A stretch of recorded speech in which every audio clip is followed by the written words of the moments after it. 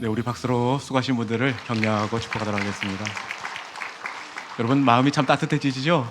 네, 우리는 그냥 와서 당연히 예배를 드리는 줄 알았더니 예배를 준비했던 수고로운 그 아름다운 손길이 있었습니다.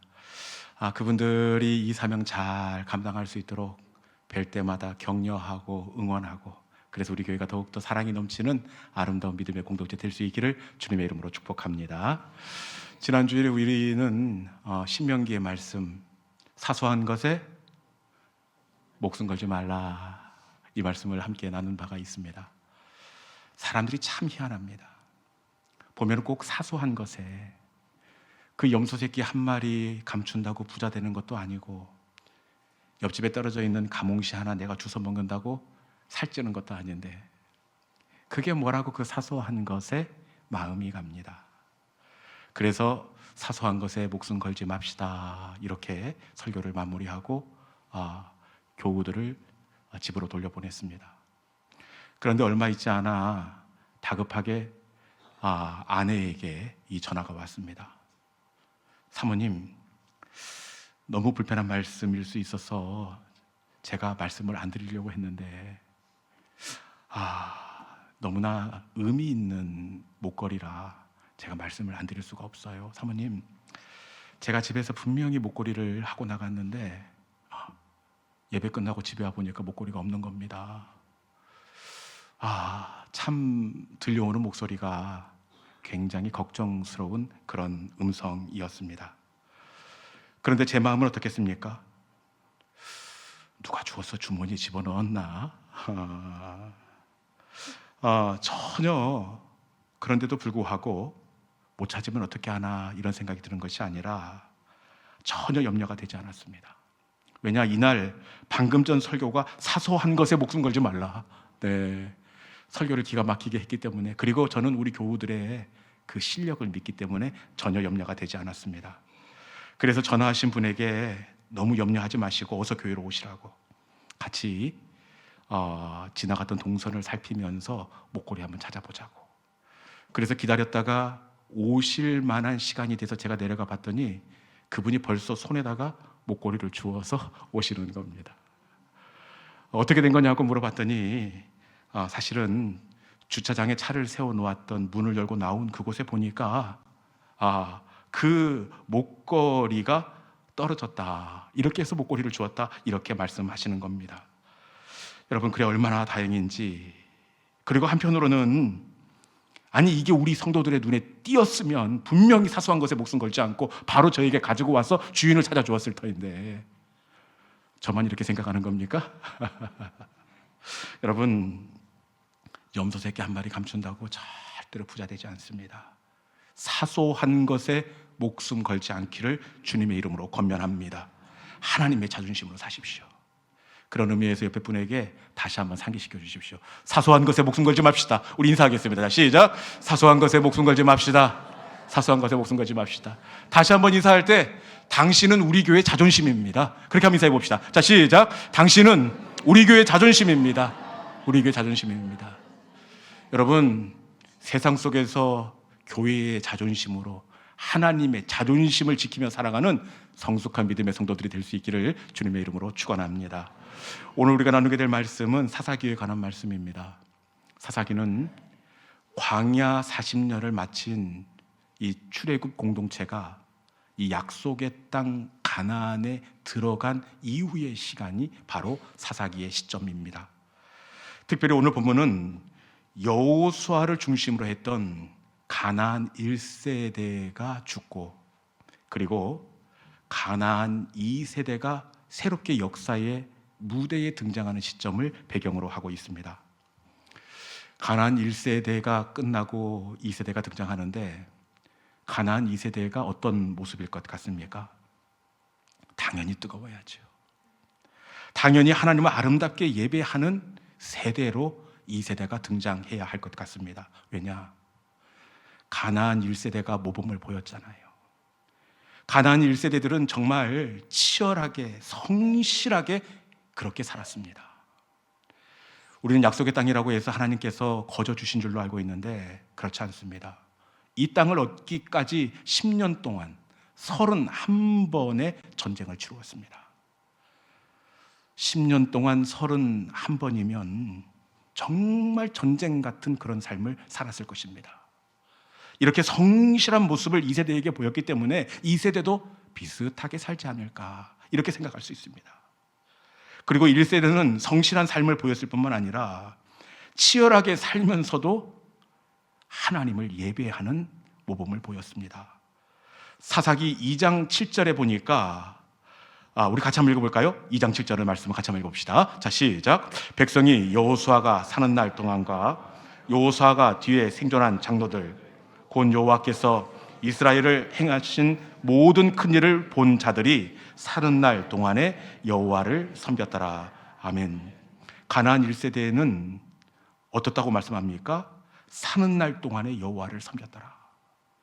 왜 섬겼느냐? 그것은 행하신 모든 큰 일을 본 자들이기 때문에 그렇습니다. 저들은 체험이 있는 간증의 신앙입니다. 만나를 경험하고 메추라기를 내리신 하나님을 경험했습니다. 요단강을 마른 땅같이 건넜던 체험이 있던 1세대였습니다. 정말 불같이 뜨거운 1세대의 믿음이었습니다. 우리 속담에 왕대가 난 왕대밭에 왕대가 또 난다 이렇게 이야기합니다. 여러분, 가나안 1세대가 왕대처럼 살았기 때문에 그 다음에 돋아나는 2세대 죽순은 왕대 죽순이 나와야 합니다.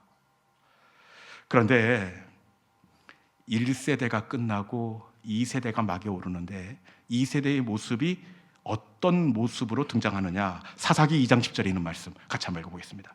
사사기 2장 10절입니다. 자, 시작. 그 세대 사람도 다 그 조상들에게 돌아갔고 그 후에 일어난 다른 세대는 여호와를 알지 못하며 여호와께서 이스라엘을 위하여 행하신 일도 알지 못하였더라. 아멘. 가나안 2세대가 어떤 모습으로 무대 위에 등장하고 있습니까? 1세대는 다 조상들에게 돌아갔고 그 이후에 일어난 다른 세대는 1세대가 끝나고 등장하는 2세대를 다음 세대라고 하지 않고 다른 세대는 이렇게 이야기하고 있습니다. 이 다른 세대는 히브리 원어를 보니까 이 단어를 쓰고 있습니다. 이 단어. 이렇게 읽으면 안 됩니다. 히브리어는 우리나라와 반대로 왼쪽에서 오른쪽으로 읽는 겁니다. 이 단어는 이 아커라는 단어인데 아커의 용례를 보면 상상하지도 못한 의외의 상황, 이것을 일컬을 때 아커를 씁니다. 출애굽 2세대는 아커, 상상하지도 못했던 다른 세대가 1세대 뒤에 이어지고 있습니다.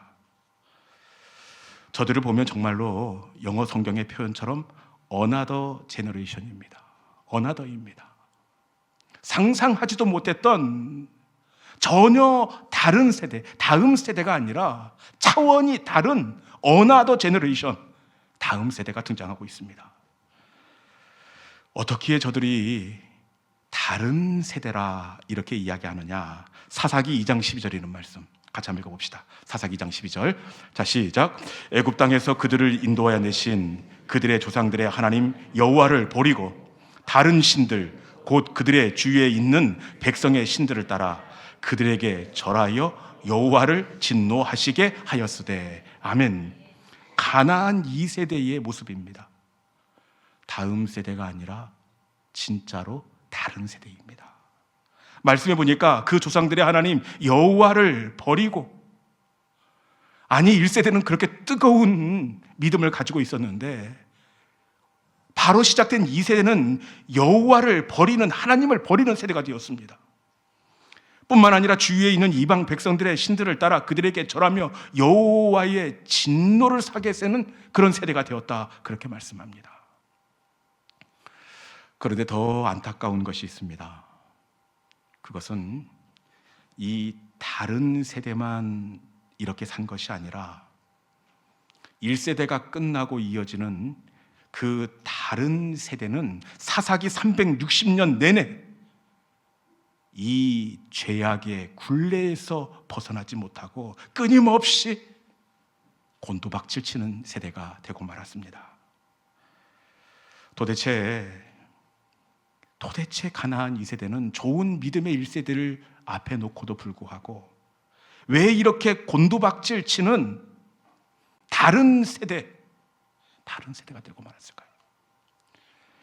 그것은 바로 이 가나안 1세대 때문에 그렇습니다. 그것은 이 가나안 1세대가 가나안 2세대에게 신앙의 전승을 이어주지 못했기 때문입니다. 가나안 1세대는 자기들만 뜨거웠습니다.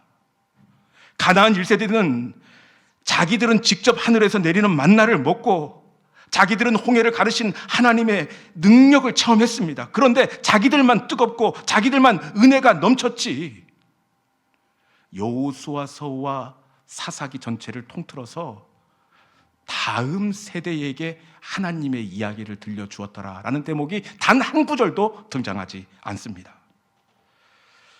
여러분, 신앙의 전승이 이루어지지 않을 때 가나안 2세대는 다음 세대가 아니라 어나더 제너레이션, 다른 세대가 되고 말았습니다.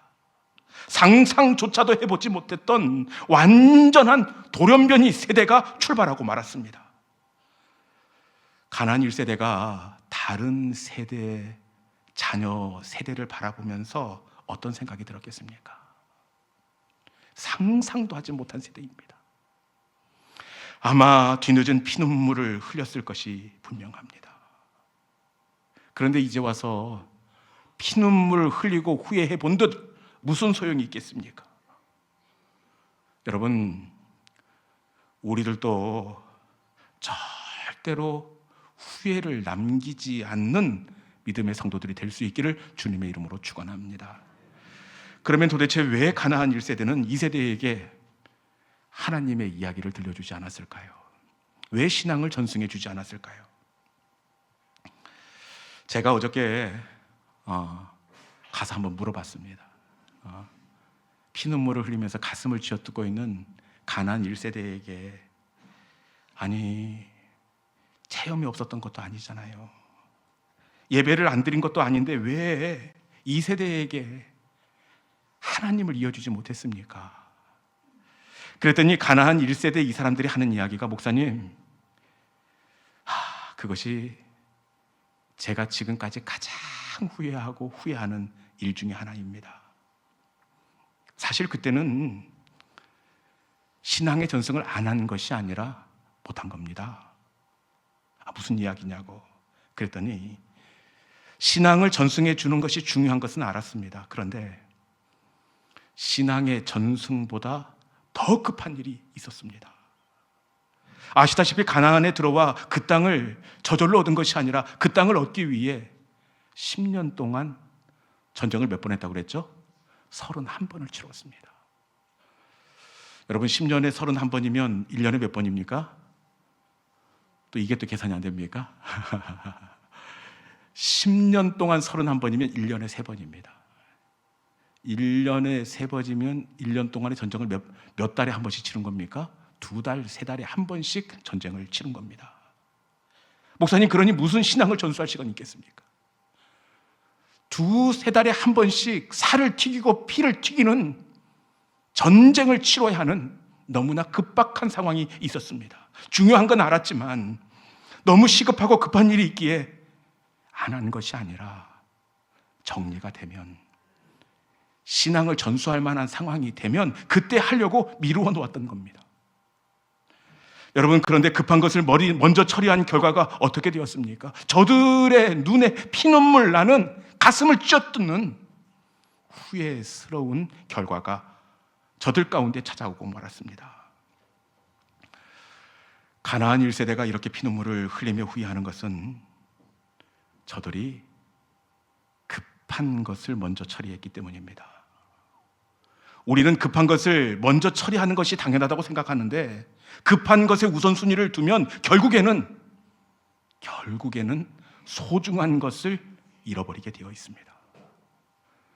여러분, 급한 것을 먼저 처리하면 이것이 맞다고 생각을 하는데 반드시 급한 것 처리하고 날 때 소중한 것을 잃어버리게 됩니다. 믿음은 급한 것을 먼저 처리하는 것이 아니라 중요한 것에 우선순위를 먼저 두는 것이 믿음의 사람이 되는 줄로 믿습니다.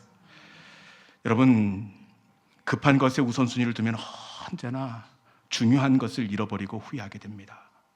그런데 반대로 중요한 것을 먼저 처리하면 더디 가는 것 같고 왠지 뒤처지는 것 같지만 결국에는 중요한 것이 급한 것을 이기게 됩니다.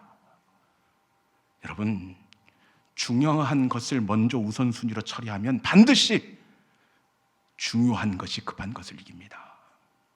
이것이 성경의 이치입니다. 믿음의 조상 아브라함을 보면 늘 급한 것을 먼저 한 것이 아니라 중요한 것을 먼저 합니다. 아브라함이 본토 친척 아비집을 떠나 새로 장막터를 옮겨가게 됩니다. 새로 장막터를 옮겨갔으니 얼마나 급한 것이 많겠습니까? 주변에 어떤 민족이 사는지 이것도 살펴야 하고, 그리고 우물이 있는지 없는지, 우물 없으면 어떻게 합니까? 급합니다. 없으면 파야 합니다. 그런데 이 급한 일 앞에서 아브라함은 어떻게 하느냐? 급한 것을 먼저 했을까요? 중요한 것을 먼저 했을까요? 우리 창세기 12장 8절에 있는 말씀, 아브라함이 급한 것을 먼저 했는지 중요한 것을 먼저 했는지 12장 8절에 있는 말씀 같이 한번 읽어보겠습니다. 자, 시작. 거기서 베델 동쪽 산으로 옮겨 장막을 치니 서쪽은 베델이요 동쪽은 아이라. 그가 그곳에서 여호와께 제단을 쌓고 여호와의 이름을 부르더니. 아멘. 장막을 옮기고 급한 것이 얼마나 많습니까? 그런데 아브라함은 급한 것을 먼저 처리한 것이 아니라 그곳에서 여호와께 제단을 쌓고 여호와의 이름을 불렀더라. 아브라함은 급한 것을 먼저 한 것이 아니라 중요한 것을 먼저 했습니다. 중요한 것을 먼저 할 때 하나님은 아브라함이 급하다고 생각하는 우물도 주셨고 사방에 평안도 허락해 주셨습니다. 중요한 것을 먼저 하면 급한 것은 하나님께서 해결하여 주신 줄로 믿습니다. 다윗도 마찬가지입니다. 다윗이 사울의 뒤를 이어서 왕으로 이렇게 세워지게 됩니다. 사울의 나라를 이어받았으니 이 시급한 문제가 얼마나 많았겠습니까? 이 강요들도 새로 세워야 되고 주변에 있는 나라들과도 수교도 새로 해야 되고 군대도 점검해야 되고 세수는 얼마나 있는지 재정도 확인해야 되고 급한 것 투성이입니다. 그런데 다윗은 이 급한 것들 앞에서 급한 것 먼저 처리한 것이 아니라 다윗은 중요한 것, 급한 것보다 먼저 하나님의 법궤를 예루살렘으로 모시고 오는 중요한 것을 먼저 처리했다는 사실입니다. 다윗이 급한 것이 아니라 중요한 것을 먼저 처리할 때 우리 하나님께서 어떻게 하시느냐? 우리 역대상 18장 3절에 이런 말씀 같이 한번 읽어보겠습니다. 역대상 18장 3절입니다. 자, 시작. 다윗이 에돔에 수비대를 두매 에돔 사람이 다 다윗의 종이 되니라. 다윗이 어디로 가든지 여호와께서 이기게 하셨더라. 아멘. 아멘입니까? 네. 다윗이 급한 것이 아니라 중요한 것을 먼저 처리합니다. 법궤를 먼저 다윗성으로 옮겨올 때 중요한 것을 먼저 할 때 하나님이 어떻게 하십니까? 어디로 가든지 하나님이 이기게 하셨더라. 하나님이 이기게 하십니다. 여러분, 믿음은 급한 것을 먼저 처리하는 것이 아니라 중요한 것을 먼저 처리합니다. 급한 것을 먼저 처리하는 성도가 아니라 중요한 것에 우선순위를 두는 지혜로운 성도들이 될 수 있기를 주님의 이름으로 축원합니다. 교회도 마찬가지입니다. 교회도 뭘 먼저 해야 됩니까? 급한 것, 중요한 것을 먼저 해야 합니다. 그런데 대부분의 교회는 뭘 하느냐? 급한 것을 먼저 처리해요. 땅을 사고 건물을 세우고 교회의 빚을 갚는 일에 급하다고 생각되는 이 일에 너무 에너지를 많이 씁니다. 여러분, 그런데 교회는 급한 것을 먼저 하는 것이 아니라 중요한 것을 먼저 행할 때에, 우선순위를 둘 때에 급하다고 생각되는 것들은 하나님께서 자연스럽게 해결하여 주실 줄로 믿습니다. 우리 교회가 급한 것이 아니라 중요한 것에 우선순위를 두는 성숙한 우리 교회가 될 수 있기를 주님의 이름으로 축원합니다. 이제 말씀을 마무리하겠습니다. 가나안 1세대가 오늘 피눈물을 흘리면서 후회스러운 통탄을 하고 있습니다. 그것은 나를 이해하고 내가 어떻게 했는지 봤으니까 저절로 예배의 사람이 될 줄 알았는데 1세대가 끝난 2세대는 다음 세대가 아니라 어떤 세대? 다른 세대. 상상하지도 못했던 끔찍한 세대가 되고 말았습니다. 저들이 다른 세대가 된 것은 중요한 것에 우선순위를 둔 것이 아니라 바쁜 것에 우선순위를 두었기 때문입니다. 여러분, 바쁜 것을 먼저 하면 큰일 납니다. 바쁜 것에 우선순위를 두면 반드시 중요한 것을 잃어버리고 후회의 눈물을 흘리게 되어 있습니다. 지혜로운 성도는 바쁜 것을 먼저 하는 것이 아니라 중요한 것에 우선순위를 두는 성도입니다. 왜냐? 중요한 것에 우선순위를 두면 바쁜 것은 저절로 하나님께서 해결되게 주시기 때문에 그렇습니다. 여러분, 제발 바쁜 것이 아니라 중요한 것에 우선순위를 두는 성숙한 믿음의 성도들이 될 수 있기를 주님의 이름으로 축원합니다.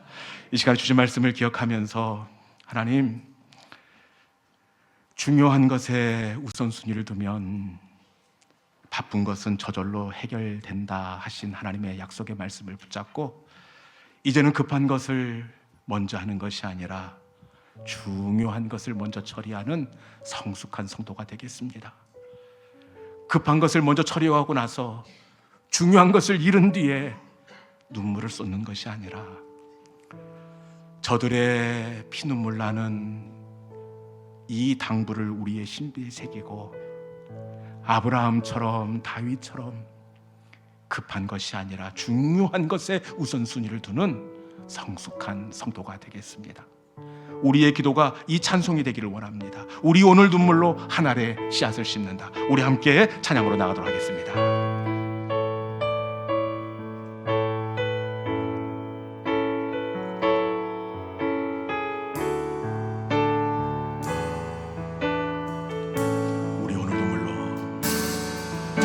우리 오늘 눈물로 한 알의 씨앗을 심는다. 꿈꿀 수 없어 무너진 가슴에 저들의 푸른 꿈 다시 돋아나도록 우리 함께 땀 흘려 소망의 길을 만든다. 내일로 가는 길을 찾지 못해서 저들 노래하며 달려가는 그날의 우리